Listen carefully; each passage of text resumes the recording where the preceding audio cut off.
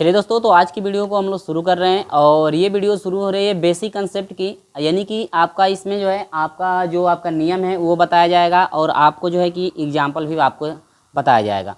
तो यहाँ पर देखिए, ये जो आपकी वीडियो चल रही है ये आपकी जो है 2.3 के लिए, कितने के लिए, 2.3 के लिए है।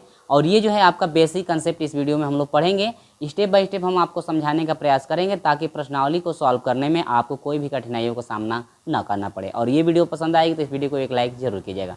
स्टेप बाय स्टेप हम समझाएंगे ताकि आपको अच्छे से समझ में आ जाए। देखिए, यही आपके जो है कि एक दो ही आपका नियम आपका चलेगा, दोनों नियम आप याद रखिएगा, ए और बी करके दिया गया है। तो दो चीज़ें इसमें आपसे पूछ सकता है, परतंत्र पूछ सकता है और स्वतंत्र पूछ सकता है। लेकिन स्टार्टिंग की चीज़ें क्या है, देखिए यहाँ पर सदिशों का रैखिक परतंत्रता तथा स्वतंत्रता एवं कोटि तो हमको पता है, आपको पता है ये कोटि कैसे निकाला जाता है। तो इसमें शायद कोटि पूछेगा तो हम लोग सॉल्व करेंगे, नहीं पूछेगा तो कोई बात नहीं है। अब यहाँ पर देखिए, पहला चीज़ ये है कि यदि कोई भी आपका मान दिया हो, देखिए हम एग्जाम्पल भी यहाँ पर आपके साथ रखे हैं ताकि एग्जाम्पल के साथ हम आपको समझाएं। पहले इन चीज़ों को हम समझा लें, इसके बाद एग्जाम्पल आपको मैं सॉल्व कराऊंगा तो आपको अच्छे समझ में आ जाएगा। देखिए थोड़ा सा भी कठिन नहीं है, बहुत ही आसान है, थोड़ा सा दिमाग आप लगाएंगे तो खुद आप सॉल्व कर सकते हैं। लेकिन पहले आप इसको समझ लीजिए, तब उसके बाद सॉल्व करना हम सिखाएंगे। करें कि यदि x1 x2 और x3, देखिए सूत्र में x1 x2 करके देता है, ठीक ना, मान आप सवाल में जो है कि x1 x2 का जो है कि मान आपका देगा। समान क्रम के n पंक्ति सदिश का निकाय हो तो n पंक्ति सदिश का मतलब क्या हुआ, पंक्ति सदिश यानी कि आपका जो है कि पंक्ति आव्यूह। पंक्ति सदिश का मतलब यह हुआ कि एक होता है स्तंभ आव्यूह और एक होता है पंक्ति आव्यूह। यानी कि जिस आव्यूह में यदि केवल एक पंक्ति होती है तो उसको पंक्ति आव्यूह कहते हैं, और जिस आव्यूह में अगर आपका एक स्तंभ होता है तो उसको हम लोग स्तंभ आव्यूह कहते हैं। तो यहाँ पर जो पंक्ति आव्यूह होता है उसको पंक्ति सदिश भी नाम से हम लोग जानते हैं। तो यहाँ पर n क्रम का हो तो निकाय हो तो, यानी कि x1 x2 x3 जो है कि आपका कोई क्रम का यदि निकाय हो, यानी कि दिया हुआ हो, इसका वैल्यू दे रखा हो, तो उसके लिए सूत्र आप बनाएंगे k1 x1 plus k2 x2 plus dot dot dot kn xn equal to क्या है, 0। आपको देखिए x1 x2 x3 x4 x5 का मान जो है कि आपका प्रश्न में दिया रहेगा। आपको समझना यह है कि k1 k2 और k3 क्या है, ये जो है आपकी अदिश जो है कोई राशि है। यहाँ पर लास्ट में लिखा भी गया है कि k1 k2 k3 जो है अदिश राशियाँ हैं, जो कि ये जो k1 k2 जो है अदिश राशियाँ हमेशा मानी जाती है। k1 k2 ये हमेशा फिक्स रहता है, इसको जो है कभी बदला नहीं जा सकता है। तो यहाँ पर k1 k2 जो है हमेशा यही रहेगा। k1 k2 जो है कि हम लोग इसको मानते हुए चलेंगे, कभी भी इनका अंक में मान नहीं रहता है, हमेशा प्रश्न को सॉल्व किया जाता है k1 k2 ही हमेशा माना जाता है, ताकि इसमें रहेगा तो हम लोग k1 k2 k3 का ही मान निकालेंगे। तो जो मान आपका प्राप्त होगा उसी से स्वतंत्र और परतंत्र की हम लोग जाँच करेंगे।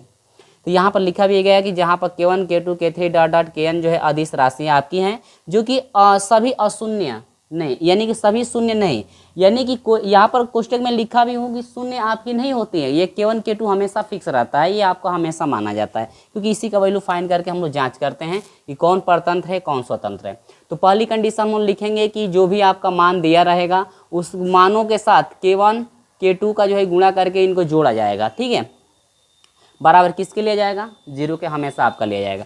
ए प्रोसेस ये है कि x1 x2 dot dot xn रैखिक परतंत्र होंगे, यानी कि जो आपका सवाल दिया रहेगा x1 x2 x3 का मान दिया रहेगा, यदि परतंत्र की जांच करने के लिए कह रहा है तो कह रहे परतंत्र तभी हो सकते हैं जब k1 का मान निकालें हम लोग, k2 का मान निकालें या k3 का या k5 का यदि मान हम लोग निकालते हैं, यदि वो 0 नहीं आता है। देखिए k1 is equal not is equal to 0 दिया है, k2 नॉट इजिकल टू 0, यानी k1 k2 k3 का मान यदि 0 नहीं आता है, कुछ वैल्यू आती हैं, तो उस समय कहेंगे कि रैखिक क्या है, परतंत्र आपका होगा।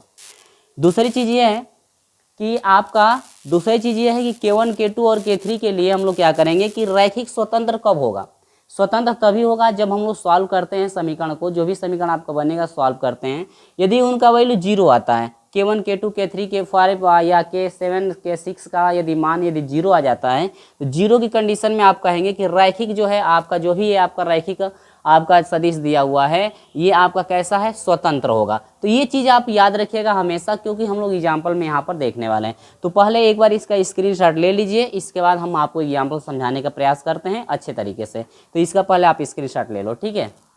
चलिए, तो यहाँ पर हम उदाहरण को हम समझाने का प्रयास करते हैं आपको, ताकि यहाँ पर जो भी प्रश्न आपका चलेगा, इस प्रश्नावली में जो भी प्रश्न आपके चलेंगे, तो प्रश्नावली का सलूशन हम लोग अगले वाले वीडियो में जो है करेंगे। इस वीडियो में केवल आपका जो है कि एग्जाम्पल हम आपको समझाएंगे, ताकि एग्जाम्पल यदि आप समझे रहेंगे तो प्रश्नावली को खुद आप लगभग सॉल्व कर सकते हैं।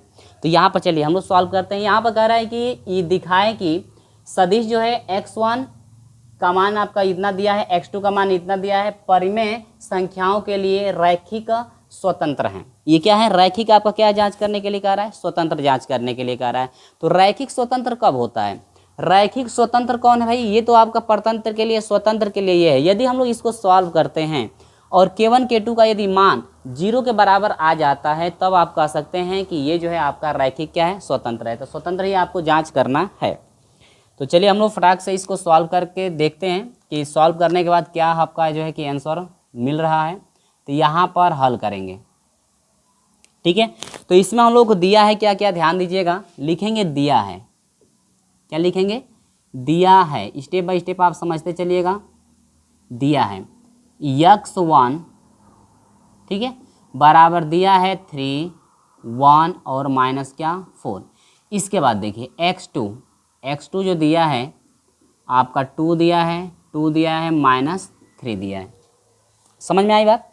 अब यहाँ पर ध्यान दीजिएगा। इसके बाद हम लोग क्या करेंगे कि हम लोग के x1 के प्लस के फॉर्म में हम लोग लिखना पड़ेगा ना, लेकिन लिखने से पहले हम लोग क्या मानेंगे कि माना कि अदिश राशियाँ, देखो k1 k2 मानेंगे ना अदिश राशियाँ। तो यहाँ पर लिखेंगे हम लोग कि माना अदिश राशियाँ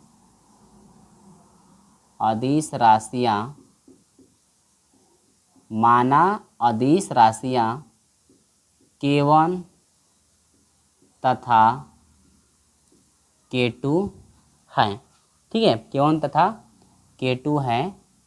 तब इस k1 का तथा k2 होगा तो उस कंडीशन में क्या होगा? k1 k2 दो ही आपको लेना है ना, तब आपको हो जाएगा k1 x1, ठीक है। बार है में है तो बार में आप इसको लगा सकते हैं या ऐसे भी रख सकते हैं, कोई दिक्कत नहीं। तो बार प्लस इसके बाद k2 x2 बार। अगर आपका x3 का भी मान दिया रहता तो प्लस करते k3, यहाँ पर k3 भी माना जाता, ठीक ना। k3 x3 bar is equal to 0। तो यहाँ पर आपका 2 ही है तो बराबर क्या कर देंगे हम लोग? 0 यहाँ पर हम लोग कर देंगे। इसके बाद हम लोग मान रखेंगे। देखिए k1 है तो k1 का k1 ही रह जाएगा। x1 का मान है आपका 3, 1 और इसके बाद है -4 प्लस k2 कोष्टक में k2 का मान क्या है? 2 और यहाँ पर है -3 इजकल टू 0। समझ में आई बात कि नहीं? अब देखिए इसमें थोड़ा सा आपको दिमाग ये लगाना है कि इसको लिखने का तरीका ये होता है ना, दो तरीकों से आप तो लिख सकते हैं। एक बार पूरा विधिवत तरीके से आप लिख लो, बराबर 0 का मतलब यह हुआ कि आप बराबर 0 के लिखेंगे। तो यहाँ पर देखिए लिखने का इसका तात्पर्य यह है कि इसको ऐसे लिखा जाता है। k1 से 3 में गुणा करेंगे तो यहाँ पर हो जाएगा k1 यानी कि 3k1। अब इसको तो हो गया। अब ये इसको देखेंगे, ये प्लस है तो लगा देंगे क्या प्लस। फिर अब इससे इस पहले में करेंगे, k2 से 2 में करेंगे तो 2k2 बराबर ले लेंगे इसको, कितने के बराबर? 0 के बराबर। इसको मान लेंगे आप समीकरण नंबर फर्स्ट, ठीक है। फिर इसमें आएंगे k1 से 1 में करेंगे तो यह हो जाएगा k1 यानी कि 1k1। इसके बाद प्लस है तो लगाएंगे प्लस। इसके बाद k2 से 2 में करेंगे तो यह हो जाएगा 2k2 इजकल टू हो जाएगा 0। इक्वेशन नंबर क्या मानेंगे आप? सेकेंड। तीसरी नियम, फिर k1 से इस 4 में करेंगे तो माइनस यह हो जाएगा 4k1। इसके बाद प्लस k2 से इस -3 में करेंगे तो -3 k2 बन रहा है, तो ये प्लस है तो ये कर देगा -3k2 इजिकल टू कितना? 0। इक्वेशन नंबर ये क्या हो जाएगा? तीसरा। ये तो लिखने का तरीका आपको समझ में आ गया होगा। फिर से मैं समझाने का प्रयास यहाँ पे करता हूँ आपको, शायद यहाँ पर दिक्कत आपको हो रही है। देखिए पहले k1 से पहले मेरा गुणा करेंगे, k1 से 3 में करेंगे तो 3k1 बनेगा। इसके बाद अब इसमें फिर नहीं करना है, अब इसमें इसके पहले से कर लेना है।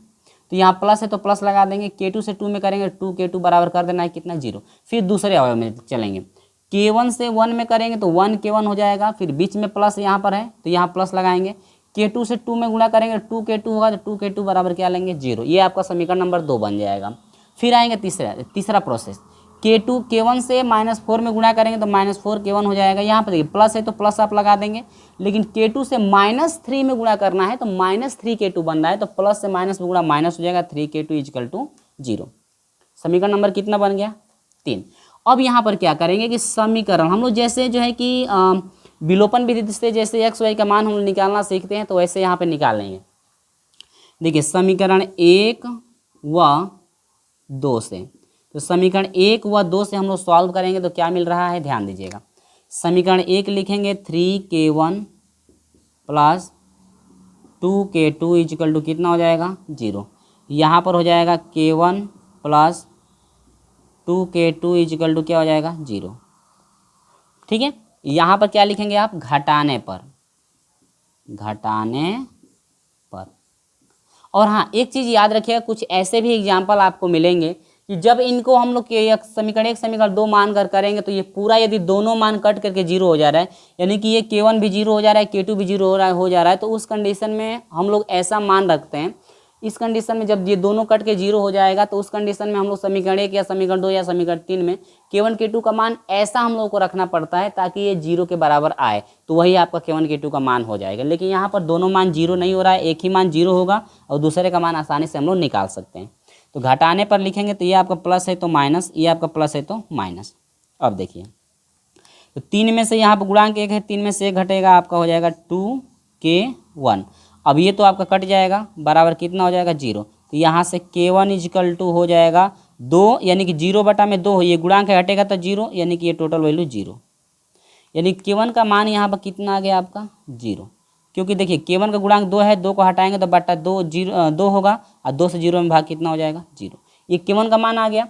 अब यहाँ पर देखिए इससे तो ये कट जा रहा था, तो ये आपका K1 का मान आ गया। अब हम लोग क्या करेंगे कि यही K1 का मान हम लोग समीकरण 3 में रखेंगे तो हम लोग K2 का मान निकाल सकते हैं। तो यहाँ पर लिखेंगे कि समीकरण, और हाँ या ध्यान दीजिएगा समीकरण ये K1 का जो मान है आप समीकरण 1 या समीकरण 2 किसी में भी रख सकते हैं, लेकिन मैं अभी समीकरण 3 का प्रयोग नहीं किया हूँ तो उसी में मैं रख करके निकाल ले रहा हूँ। ठीक है, आप 1 या 2 में भी आप रख सकते हैं, आप स्वतंत्र हैं। तो समीकरण 3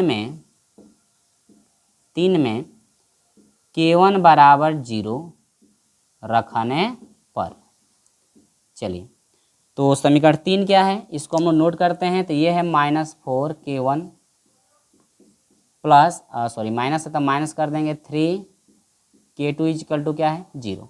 देखिए -4 गुणे K1 का मान क्या है, 0 - 3K2 = 0। 0 से गुणा करेंगे तो 0 - 3K2 = 0 हो जाएगा। 0 का मतलब कुछ नहीं, 0 है तो छोड़ दीजिए, -3K2 = हो जाएगा 0। तो K2 बराबर हो जाएगा 0/-3। तो यहाँ से हो जाएगा K2 = हो जाएगा, गुणा करेंगे यानी कि -3 से 0 में भाग देंगे तो आपका हो जाएगा माइनस, यहाँ पर हो जाएगा K2 बराबर कितना हो गया, 0। अब देखिए K2 का भी मान 0 आया, K1 का भी मान 0 आया। जब कंडीशन 0 आती है तो उस कंडीशन में आपका रैखिक समीकरण क्या होता है, स्वतंत्र होता है। रैखिक समीकरण क्या होता है, स्वतंत्र। यहाँ पर लिखेंगे क्या, लिखेंगे कि अतः K1 = 0, K2 = क्या, 0, इसलिए दिए गए सदिश स्वतंत्र हैं। इसलिए दिए गए सदिश स्वतंत्र हैं। ये हो जाएगा इति सिद्धम। ये क्या हो जाएगा, इति सिद्धम। यही आपको क्या करना था, सिद्ध करना था। समझ में आई बात। यानी कि यहाँ पर जो है ये फाइनल आंसर यहाँ पर निकल करके आपका आ गया है।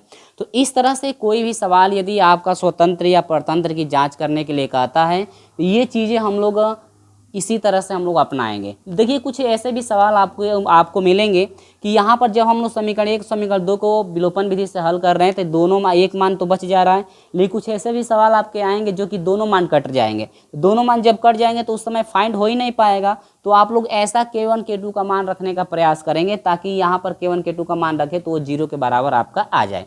ठीक ना। तो हम लोग जो है कि वहाँ पे लेफ्ट हैंड साइड को राइट हैंड साइड को बराबर करके देखेंगे किस मान पे जो है कि वो बराबर हो रहे हैं, तो वही आपका K1 K2 का मान हो जाएगा, जो कि अगला जो है एग्जाम्पल आपका वही आने वाला है। तो उस तरह का भी सवाल मैं बता दे रहा हूँ, ताकि यदि सवाल प्रश्नावली में यदि उस तरह के सवाल आ जाते हैं तो एग्जाम्पल में हम लोग पढ़े रहेंगे तो आसानी से उसको भी कर सकते हैं कि हाँ हम लोग ऐसे सवाल पढ़े हैं।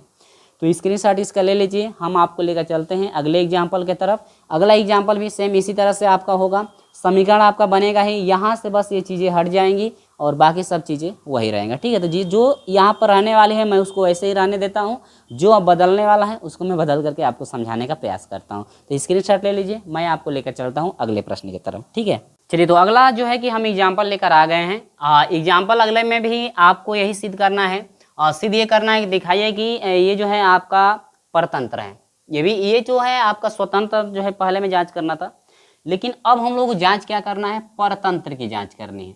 किसकी जांच करनी है, परतंत्र की। तो रैखिक जो है परतंत्र है,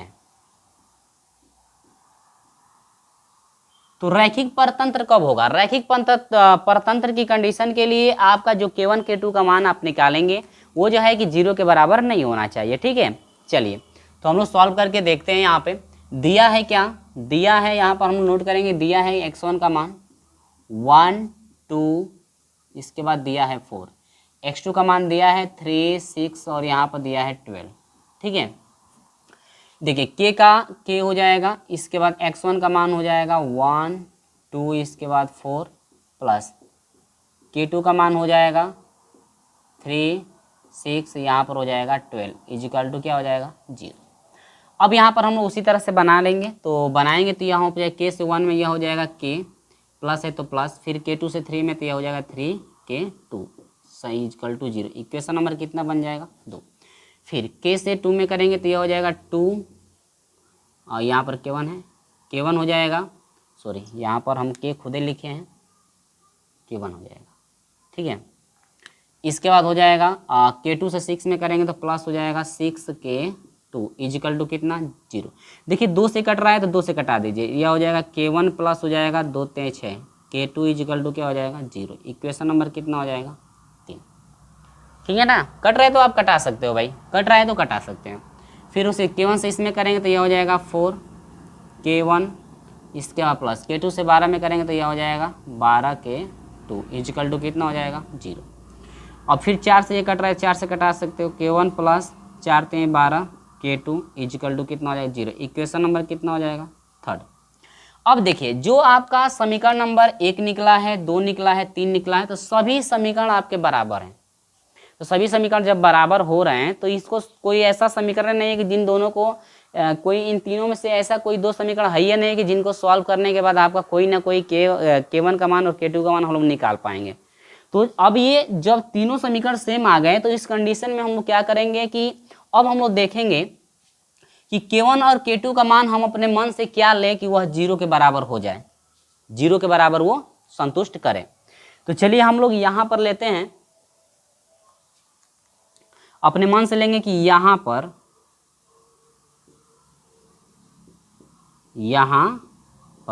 कुछ भी आप ले सकते हैं जिससे आपका 0 हो जाए। देखिए यहाँ पर 3 है, यदि यहाँ पर -3 रहता तो आसानी से जो है कि ये आपका 0 के बराबर हो जाएगा। ठीक है, तो यहाँ पर k1 है, यहाँ पर +3 है, तो यदि k1 का मान हम -3 रखें और यह k2 का मान 1 रखें तो भी आपका जो है 0 के बराबर हो जाएगा।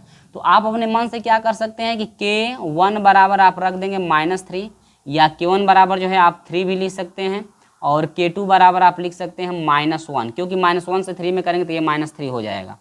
या आप k1 का मान -3 ले सकते हैं और k2 का मान 1 भी आप रख सकते हैं, क्योंकि यदि आप k1 का मान जो है आप -3 रखो या k2 का मान 1 रखो, दोनों ही कंडीशन में आपका 0 नहीं हो रहा है। तो जब 0 नहीं होगा तो उस कंडीशन में परतंत्र तो खुद सिद्ध हो जाएगा। तो अपने मन से आप कुछ भी यहाँ पे आप लिख सकते हो, आप स्वतंत्र हो। चलिए मैं जो है कि रख देता हूँ यहाँ पर -3 रख देता हूँ, और यहाँ पर k2 का मान हम 1 रख करके आपको समझाने का प्रयास यहाँ पे करते हैं। तो यहाँ पर अब हो जाएगा समीकरण 1 से लेने पर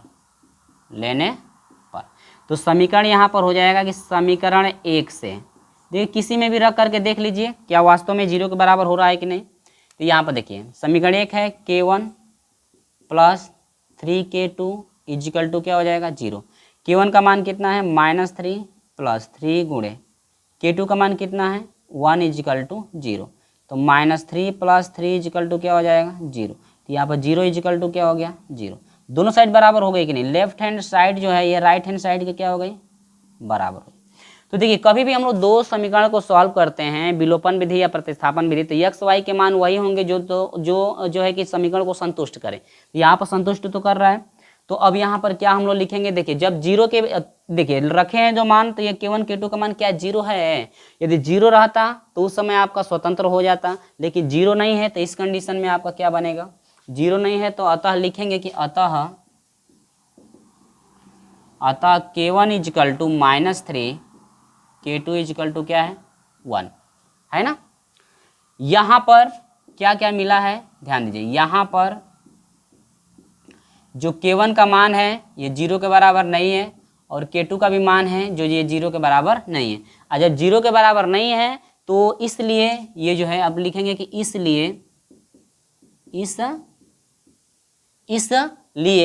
जो है कि आपका x1 और x2 यानी x1 तथा x2 कैसे हैं रैखिक परतंत्र, कैसे हैं रैखिक क्या है परतंत्र हैं, परतंत्र हैं इति सिद्धम।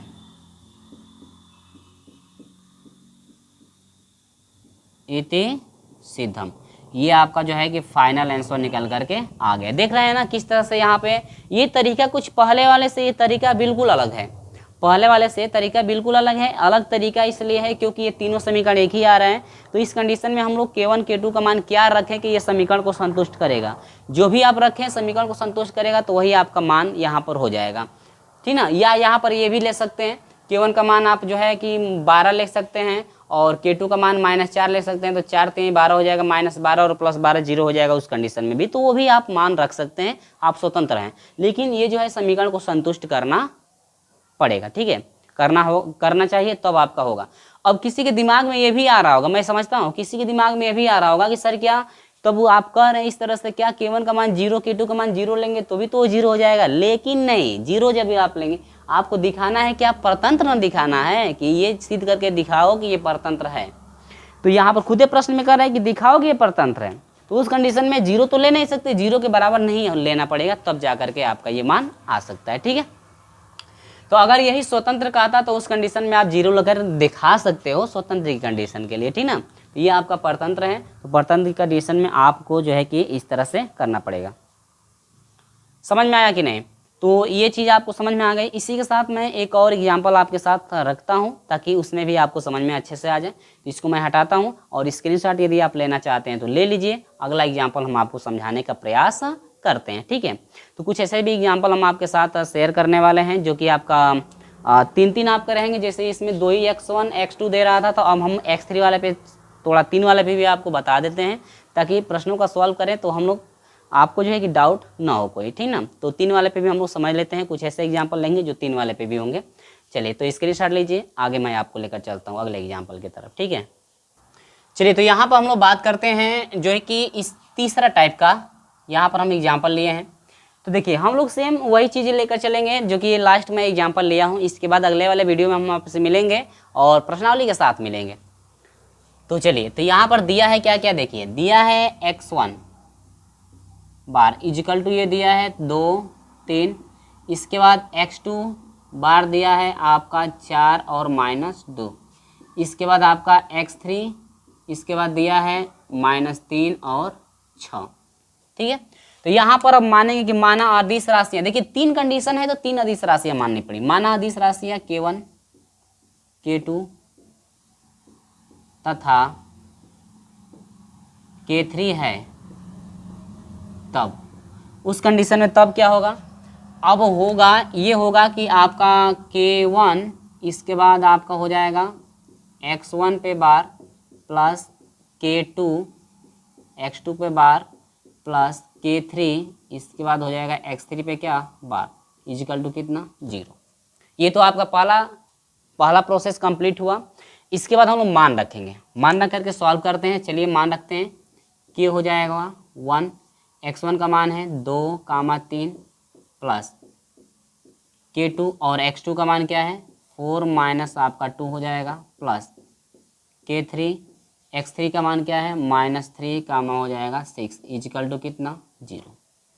तो अगला चीज़ क्या करेंगे देखिए, यहाँ पर k1 से 2 में करेंगे तो 2k1 हो जाएगा, ठीक है। इसके बाद यहाँ पर भी है k2 से 4 में करेंगे तो +4k2 हो जाएगा। तीसरा भी मान आ गया, देखिए प्लस से माइनस में गुणा माइनस हो जाएगा। k3 से 3 में करेंगे 3k3 इजिकल टू क्या हो जाएगा 0। इक्वेशन नंबर हो जाएगा फर्स्ट। अगला k2 से 3 में करेंगे तो 3k2 और k1 हो जाएगा प्लस, देखिए प्लस से माइनस में गुणा माइनस हो जाएगा।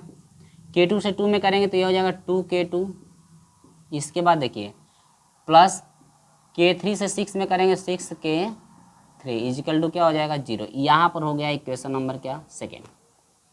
अब यहाँ पर देखिए 3 जब आपकी चर राशियाँ आ गई हैं k1, k2 और k3, 3 का मान जब निकालना है तो ये तो आप जो है विलोपन विधि से तो निकाल नहीं सकते हैं, ना ही प्रतिस्थापन विधि लगा सकते हैं।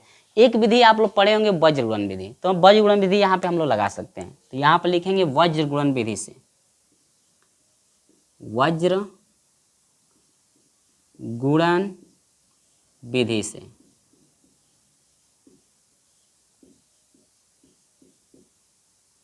कौन सी विधि हम लोग लगाएंगे, यहाँ पर हम लगाएंगे वज्र गुणन विधि से। तो वज्र गुणन विधि होती क्या है ध्यान दीजिए। तो वज्र गुणन विधि हम आपको बताए थे पिछले क्लास में, आबी में भी आया था। वज्र गुणन विधि जो है कि एक्स वाई का मान कैसे निकाला जाता है, तो पिछली क्लास में भी हम लोग पढ़े हैं। तो यहाँ पर देखिए k1 का जब मान निकालेंगे तो यहाँ से हो जाएगा k1 का मान निकालेंगे तो k1 को ढक लेते हैं, ऐसे बाटा लगाते हैं।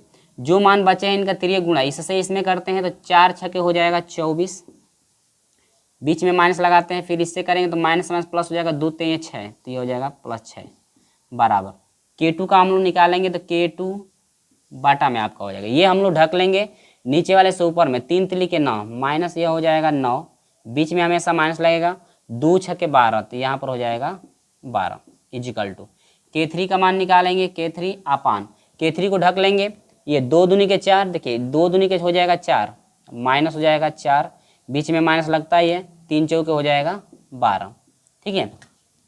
अब यही बराबर हम लोग मान लेंगे 1 के मान सकते हैं या k के मान सकते हैं, कोई भी जो है चर राशि या अंक के मान 1 मान सकते हैं ताकि मान में कोई परिवर्तन ना हो। तो यहाँ पर हो जाएगा k1 बाटा में ये हो जाएगा कितना 18 इजिकल टू k2 बाटा में हो जाएगा 9 2 11 यानी कि -21 हो जाएगा इजिकल टू k3 बाटा में आपका हो जाएगा -16 इजिकल टू कितना हो जाएगा 1। अब इसको जो है कि एक बार 1 के बराबर लेंगे तो यहाँ पर क्या हो जाएगा k1 अपान 18 इजिकल टू कितना हो जाएगा 1। तो यहाँ पर तिर्यक हम लोग गुणा कर देंगे तो यहाँ से k1 इजिकल टू क्या हो जाएगा 18। फिर यहाँ पर k2 अपान करेंगे तो k2 अपान हो जाएगा -21 हो जाएगा इजिकल टू 1 मान लेंगे, तिर्यक यहाँ से गुणा कर देंगे तो यहाँ पर k2 इजिकल टू क्या हो जाएगा माइनस आपका 21। फिर k3 का मान निकालेंगे तो यहाँ पर k3 बटा में आपका हो जाएगा -16 इजिकल टू हो जाएगा 1। तो यहाँ पर हर एक मान का तिर्यक गुणा कर देंगे तो यहाँ पर k3 इजिकल टू हो जाएगा -16। देखिए तीनों मान निकल गया कि नहीं निकल गया, और तीनों मान ध्यान दीजिए जो 3 मान निकल कर आए हैं k1 k2 और k3 का मान, ये सभी मान कोई मान जो है 0 नहीं है, सभी मान कुछ ना कुछ यहाँ पर मौजूद है, कुछ ना कुछ यहाँ पर आपका मौजूद है, ठीक है। तो यहाँ पर कुछ ना कुछ मौजूद है तो यहाँ पर लिखेंगे कि अतः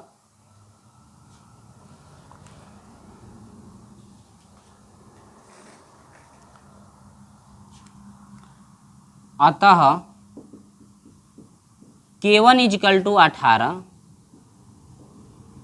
k2 equal to -21 k3 equal to -16, minus कितना होगा 16।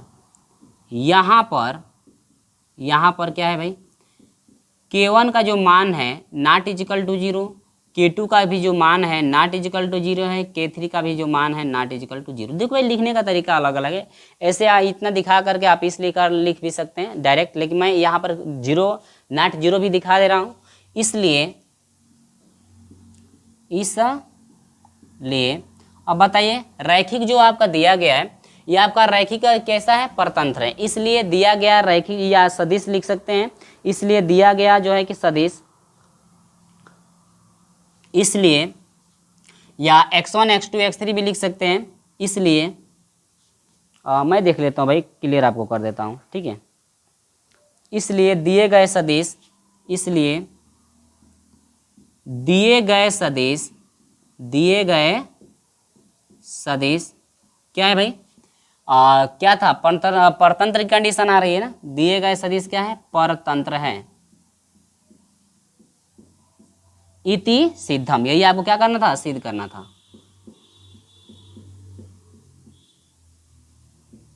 इति सिद्धम, यानी कि यहाँ पर जो है ये हम लोग का फाइनल आंसर निकल करके आ गया।